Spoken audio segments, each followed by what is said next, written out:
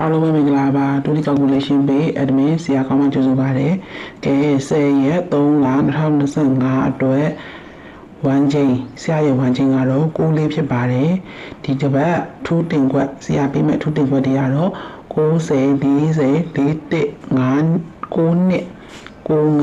45 43